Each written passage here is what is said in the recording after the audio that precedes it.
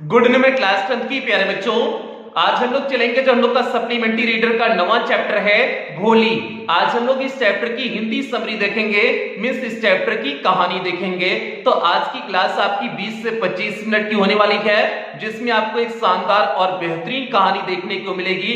तो इसलिए भैया जब तक आज आपकी क्लास चले तब तक आप अपने दिमाग को कंसंट्रेट करके हमारी बातों को ध्यान से सुनोगे। और अभी तक जितनी क्लासेस आपकी हो चुकी हैं, यदि उनमें से आपका कुछ भी छूटा हो तो आप चैनल की प्लेलिस्ट में जाइए। चैनल की प्लेलिस्ट में जाएंगे तो वहां पर आपको क्लास 10 की नया सेशन की प्लेलिस्ट मिल जाएगी, जिसमें अब तक जितनी क्लासेस चली हुई हैं सारी क्लासेस एक शेड्यूल वाइज लगी हुई हैं। तो जहां से भी आपका छोटा हो आप वहां से देख करके पूरा कर सकते हैं। और ये class free plus paid batch दोनों बच्चों के लिए कंबाइंड क्लास है।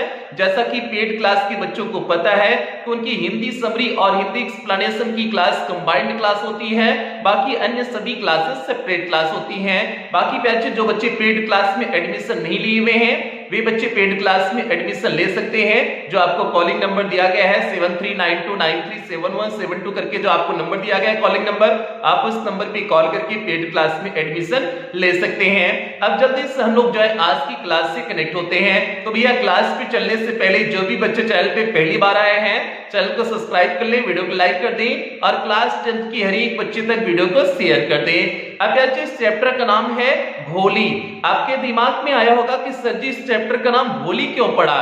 तो भैया यहाँ पर एक छोटी सी बच्ची का नाम भोली है और इसका एक्चुअल नाम सुलेखा होता है, लेकिन इसे जो है सभी लोग भोली भोली कह करके पुकारते थे, मींस बुलाते थे। अब इस जो है भोली का अर्थ क्या होता है? प्याचे भोली का अर्थ होता है बुद्धू, मतलब लोग इसे बुद्धू कहते थे। अब बुद्धू क्यों कहते थे? क्योंकि जब यह 10 महीने की थी तो अपनी चारपाई से अर्थात अपनी बेड से गिर गई थी, तो इसके सर में चोट लग गई थी। चोट लगने की वजह से यह थोड़ा सा दिमाग में कमजोर हो गई थी। अब कमजोर होने की वजह से लोग इसे बुद्धू कहते थे। और इसके साथ साथ एक कमी और आ गई थी, जब यह जो है 2 वर्ष की हुई तो पूरा स्मॉल पॉक्स जो है इसके चेहरे पे हो गया, पूरे शरीर में जो है जिसे कहते हैं चेचक, मींस इसके पूरे शरीर में चेचक हो गया। अब चेचक का निशान आप जानते हो जो है जल्दी जाता नहीं है, तो इसकी बॉडी से पूरा चेचक का निशान कभी गया ही नहीं, केवल आंखों को छोड़ करके इसकी पूरी बॉडी पर चेचक का निशान जिंदगी भर बना रहा। तो इसलिए भी लोग इसे भोली कहते थे। और इसके साथ साथ एक और चीज थी कि 5 वर्ष तक ये बच्ची एकदम बोल नहीं पाई थी, मतलब जो है जो सुलेखा थी जिसे भोली लोग कहते थे, 5 वर्ष तक बिल्कुल नहीं बोल पाई। और 5 वर्ष बाद जब बोलना शुरू की तो हकला करके बोलती थी, तो इसलिए लोग भी इसे क्या कहते थे? भोली कहते थे। अब होता क्या है, इनके पिता नाम मींस इस बच्ची के पिता का नाम होता है रामलाल। और रामलाल जो है गांव के जो है रेवेन्यू ऑफिसर थे, मतलब नंबरदार जिन्हें कहते हैं। तो गांव के एक नंबरदार थे, इनका नाम है रामलाल नंबरदार, इसलिए इनका नाम ही पड़ गया रामलाल नंबरदार। अब इनके टोटल 7 बच्चे थे। 7 बच्चे में 4 बेटियां थी और 3 बेटे थे। तो भैया समझ जाओ पहले लोग कितना बच्चा पैदा करते थे। हालांकि जो है बहुत गलत बात है, 7 बच्चा नहीं होना चाहिए। हम दुई हमारे दुई वाला कॉन्सेप्ट सही है, लेकिन पहले वाले जमाने के लोग हैं तो पहले वाले जमाने के लोग को कुछ करना वरना नहीं रहता था, बस यही लड़के पैदा करने में वो जो है समझते थे कि हम बहुत वीर आदमी हैं, जितना लड़कियां पैदा करेंगे उतना हमारा पौरुष जो है सामने आएगा। तो ऐसा जो है लोग मानते थे, इसलिए जो है भैया उसी कैटेगरी के ये रामलाल भी थे। तो रामलाल के कितने बच्चे हो गए? 7 बच्चे। 4 जो है बच्चियां हो गई, मतलब 4 बेटियां हो गई और जो है 3 बेटे हो गए। तीनों बेटों को ये पढ़ने के लिए शहर भेज दिए थे। और इनकी जो 4 बेटियां थी सभी बेटियां घर पर थी और जो है भोली उनमें से सबसे छोटी थी, अर्थात सब में से मिलाकर के चाहे बच्चे हो चाहे लड़कियों के हो चाहे लड़कियों में सबसे छोटी कौन थी? भोली थी।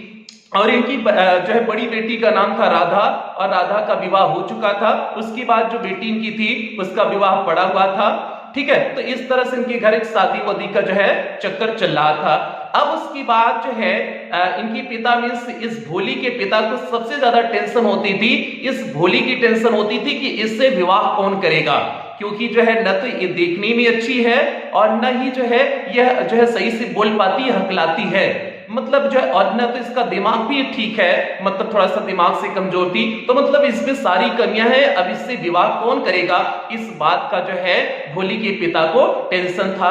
और तभी होता क्या है, भोली 7 वर्ष की होती है, और जब 7 वर्ष की भोली होती है तो उसके गांव में मतलब जो है इनके रामलाल मतलब इनके पिता के अर्थात भोली के गांव में एक प्राइमरी स्कूल मीन्स प्राथमिक विद्यालय खुलता है। और उस विद्यालय की इनॉग्रेशन मीन्स उसका उद्घाटन करने के लिए आते कौन है, आते हैं तहसीलदार। मतलब उस विद्यालय का उद्घाटन करने के लिए तहसीलदार आते हैं, और तहसीलदार उस विद्यालय का उद्घाटन करते हैं। और उद्घाटन करने के बाद जो है भोली के पिता अर्थात रामलाल से कहते हैं, एज अ रेवेन्यू ऑफिसर, जैसा कि आप जो है गांव के रेवेन्यू ऑफिसर हैं, इसलिए आपको इनिशिएटिव लेना चाहिए कि अपनी बेटियों को इस प्राथमिक विद्यालय में भेजना चाहिए, ताकि जो है अन्य गांव के लोग आपका अनुसरण कर सके। ये बात कौन कहता है, जो तहसीलदार विद्यालय की स्थापना करने के लिए उसका उद्घाटन करने के लिए आए थे, वो जो है इस बात को कहते हैं। अब जो है भोली के पिता रामलाल उनकी बात को सीधे तो मना नहीं कर सकते थे।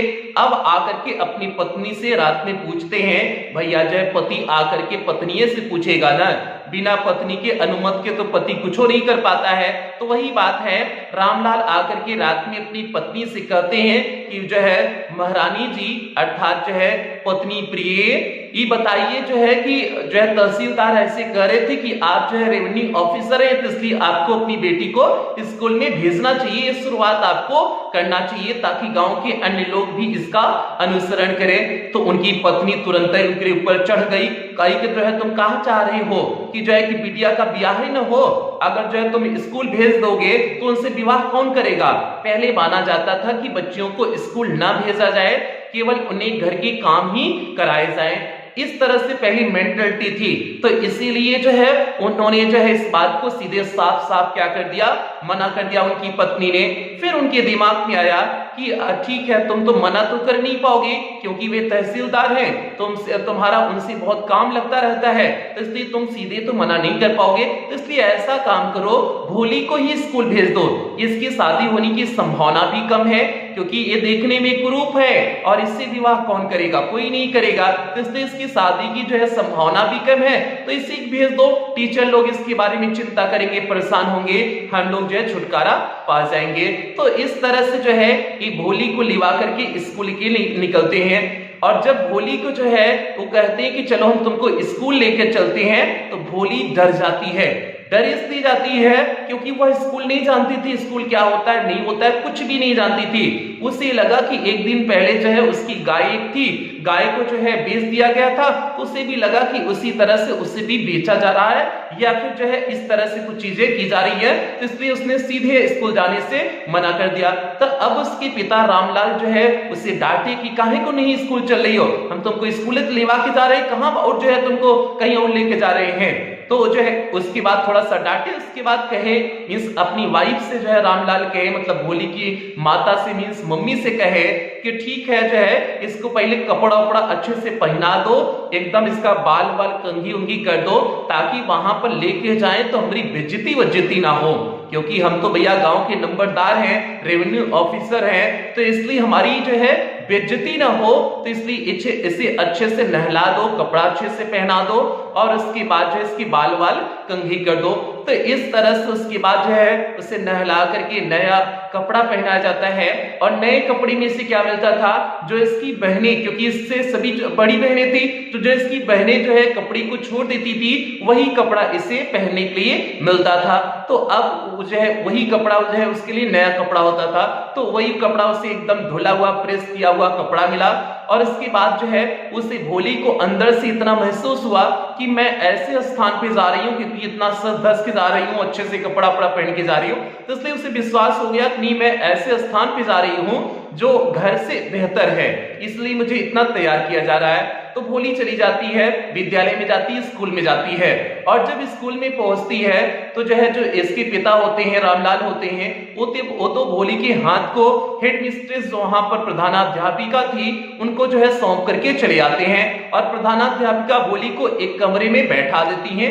और कमरे में प्राथमिक विद्यालय में पहले लोग फर्श पे बैठते थे, बच्चे फर्श पे बैठते थे, तो फर्श पे बैठा देती है, सभी मैट अपना लाए हुए होते हैं, चटाई लाए हुए होते हैं और उसी पे बैठा देती हैं।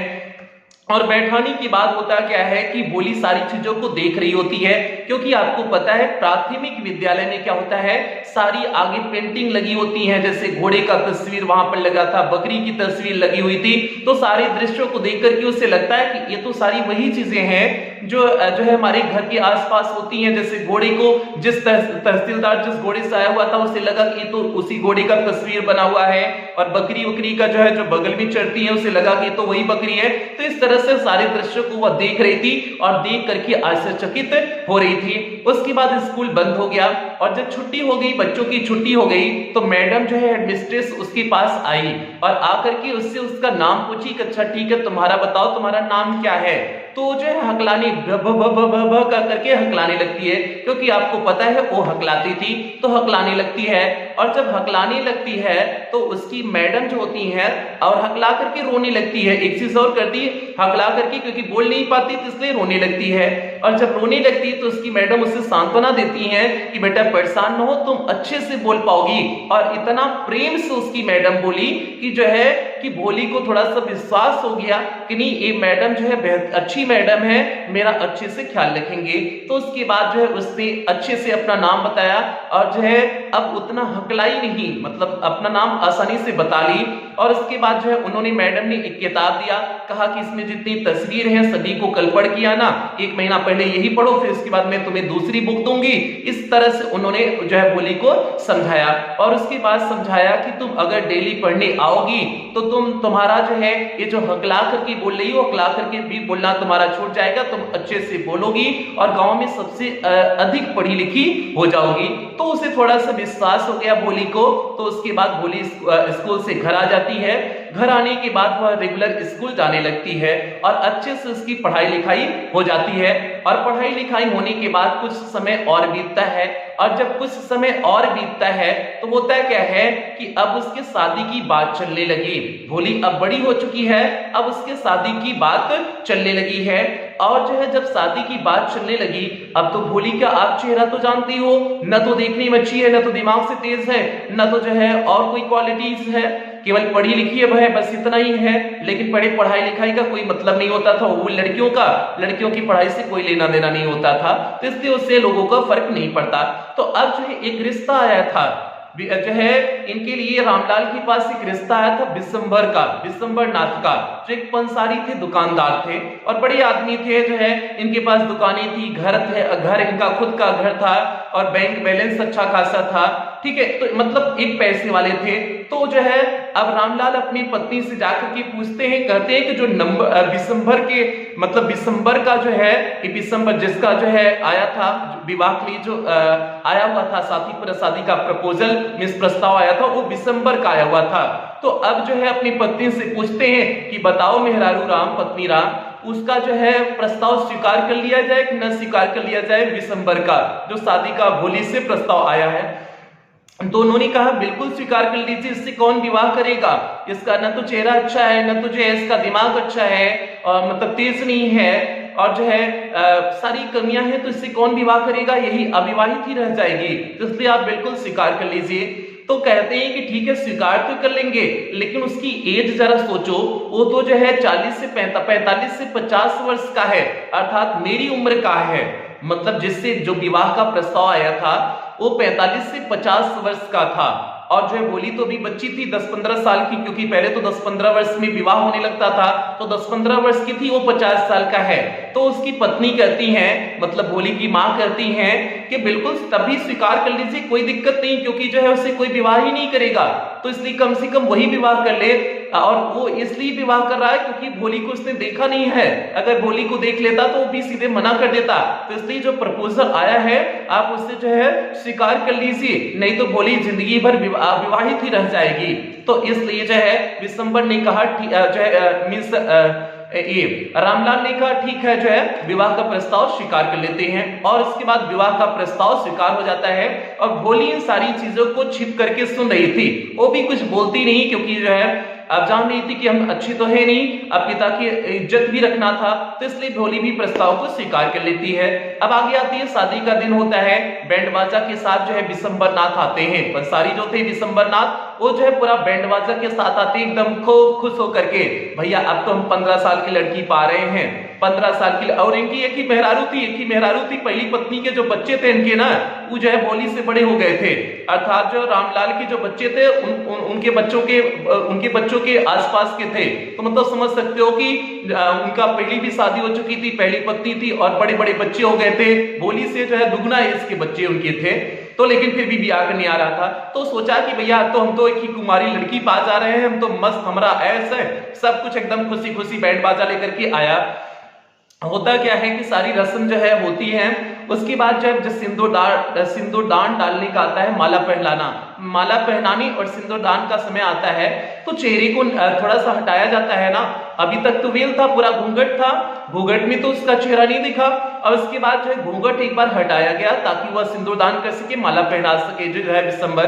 तो जब चेहरे को हटाया गया, घूंघट को हटाया गया, तो जो है उसे अचानक सा भोली का चेहरा दिखा और बहुत बदसूरत चेहरा था। उसने देखा नहीं था, विशंबर ने चेहरे को नहीं देखा था, तो इतना बदसूरत चेहरा देखकर के तुरंत कहता है कि मैं विवाह नहीं करूंगा तब करूंगा जब जो है मुझे 5000 रुपए मिल जाएंगे।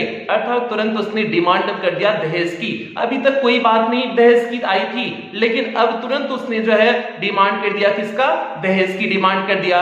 और जब दहेज की डिमांड कर दिया तो भैया बात फंस गई, क्योंकि ये तो गरीब आदमी थे, ठीक है, उतना नहीं थे। 5000 पहले बहुत पैसा हुआ करता था, आज 5000 कुछ नहीं, लेकिन पहले के समय में जो है 5000 बहुत हुआ करता था। तो ये तो इनके पास इतना पैसा नहीं था, तो इन्होंने भोली के पिता ने कहा कि किसी तरह से मेरी इज्जत आप मत उछालिए, बारात आ चुकी है, सब कुछ हो चुकी है, आप ऐसा काम मत करिए। तो उन्होंने कहा नहीं, हम जब बिना 5000 लिए विवाह ही नहीं करेंगे। तो उसके बाद जो है कहते हैं कि ये जो है रामलाल कहते हैं कि ठीक है 2000 हम आपको दे रहे हैं, 2000 में आप विवाह कर लीजिए, ठीक है, 5000 नहीं हो पाएगा। तो उसके बाद तभी वो नहीं माना, विशंबर तब भी नहीं माना। तो उसके बाद जो है कहते हैं ठीक है, अच्छा जो है रो लिए, गिड़गिड़ा लिए, कुल कर लिए। जब नहीं माना तो गए अंदर से 5000 रुपए ला करके दे दिए उसको, जो है विशंबर को 5000 रुपए ला करके दे दिए। तो उसका तो जो है ये जो चाल चला उसने, उसका तो सफल हो गया। वो तो जो है वैसे भी खुश था, विवाह किसी तरह से हो जा रहा था और चेहरा नहीं सही था, उसका फायदा उसने उठा लिया विशंबर ने। तो अब सोचो 50 साल का बुजुर्ग होकर के, बुढ़वा होकर के, मरने की उम्र में आया हुआ है और कैसे ब्याह हो रहा है, और ब्याह में जो है वो फायदा उठा रहा, दहेज मांग रहा था। तो पहले देखो किस तरह से जो है स्त्रियों की स्थिति थी, अब तो ठीक ठाक स्थिति हो गई है। स्थिति थी ठीक ठाक इसलिए हो गई क्योंकि बच्चियां अब पढ़ने लगी हैं, तो इसलिए जो है समझदार हो गई, अपना खर्चा खुद चला लेती हैं। तो जो है तुमसे तो अच्छा जो है स्त्रियां हो जाती, तो इसलिए क्या करना जो है किसी के अधीन रहेंगी। तो वही चीज है, तो वो चीज होती है। उसके बाद जो है अब भोली ने उसे बड़ी घृणा पूर्वक देखा, मतलब एकदम केवल न तो उसके ऊपर जो है गुस्सा है, न तो जो है कुछ करे, बस उसे नफरत से, हेटफुली उसे क्या करती है, एकदम कोल्ड कंटेम्प्ट से क्या करती है, देखती है। और उसके बाद जैसे ही वह माला डालने जाता है, विवाह की माला डालने जाता है विशंबर, तुरंत भोली उसकी माला को लेकर के अग्नि में डाल देती है। अर्थात माला पहनती नहीं उसके विवाह का, तुरंत अग्नि में डाल देती है। और जब अग्नि में माला डाल देती है, आग में माला चली जाती है, तो सभी आश्चर्यचकित हो जाते हैं और कहती बोली कि मैं बिल्कुल आपसे विवाह नहीं करूंगी। सीधे मना कर देती है, मैं बिल्कुल आपसे विवाह नहीं करूंगी। सीधे जब मना कर देती है तो जितने रिश्तेदार लोग थे, गांव के लोग थे, सभी जो है कहने लगे कि जो है देखो कितना बेशरम लड़की है, एक तो कैसे विवाह हो रहा है कि इतनी बदसूरत है, उसके बाद इसका नौटंकी देखो कितना जो है घमंड दिखा रही है। तो ये सारी चीजें कर करके गांव के लोग ताना मारने लगे। तो जो है वह चढ़ करके जवाब भी बोली देती है, कहती है अच्छा, एक चीज और कहते हैं कि ये तो हम लोग समझे थे कि गांव एक गूंगी है, गाय की तरह गूंगी है, लेकिन देखो कितना जो है बढ़ चढ़ के बोल रही, सीधे सादी से मना कर दी। तो जो है भोली सबका जवाब देती है, कहती है कि अच्छा तुम लोग क्या चाह रहे थी कि जो है कि हम जो है एकदम सीधी सादी गाय है, तो इसलिए कौनों के साथ हमका बांध दोगे, इस बैल के साथ बांध दोगे, ये निर्लज्ज आदमी है, मैं तो अपनी पिता की इज्जत की खातिर जो है केवल विवाह कर रही थी, लेकिन जो है इतना नीच आदमी है और लंगड़ा भी था, मतलब 50 साल का था, उसके साथ साथ लंगड़ा भी था। ये जो है 50 साल का बुजुर्ग लंगड़ा आदमी जो है इसका इतना जो है घमंड पड़ गया है, तो बोली सीधे मना कर देती है। उसके बाद जो है रामलाल जो है थोड़ा सा उदास हो जाते हैं, बोली से कहते हैं कि बिटिया अब तुम्हारा, सभी लोग उसके बाद चले जाते हैं। वो जो है अपना बैंड बाजा लेकर के चला जाता है, विवाह कैंसिल हो गया, वो वापस चला जाता है। तो उसके बाद रामलाल जो अपनी बेटी बोली से कहते हैं, बिटिया ये बताओ, ठीक है जो है तुम विवाह नहीं की जो है कोई बात नहीं, लेकिन तुम्हारा आगे क्या होगा, अब तुम्हारा विवाह कैसे होगा, तुमसे कौन विवाह करेगा। तो बोली कहती, पिताजी आप विवाह की चिंता मत करिए, विवाह मेरा नहीं होगा, चल जाएगा, मैं बिना शादी किए रह सकती हूँ। मैं आप लोग जब आप और मम्मी जब बूढ़े हो जाएंगे तो मैं आपकी सेवा करूंगी, यहीं रह करके मैं आपकी सेवा करूंगी, मैं जो है कहीं नहीं जाऊंगी, मैं विवाह करूंगी ही नहीं। तो सीधे इस बात को जो है भोली कहती है, और जो है बोली एक चीज और कहती है कि मैं जिस विद्यालय में पढ़ी हूं यहीं पर इसी विद्यालय में मैं जिंदगी भर पढ़ाऊंगी, इसके बाद जो है मतलब जो है आपकी सेवा बुढ़ापे में करूंगी और जो है इसी विद्यालय में पढ़ाऊंगी। तो इस चीज को कह करके उसकी मैडम भी वहां खड़ी होती है, प्रधानाध्यापिका जो उसे शिक्षित की हुई थी, तो जो है वो भी खड़ी होती है। तो बोली कहती कि मैडम हम जो कह रहे हैं सही कह रहे हैं ना। तो मैडम बहुत खुश थी, खुशी इसलिए थी क्योंकि इसने जो है एक इनिशिएटिव लिया और एक जो है इसने शुरुआत किया, अपनी बातों को रखना सीख गई थी कि किस तरह से यह अपनी बात को मजबूती से रखी।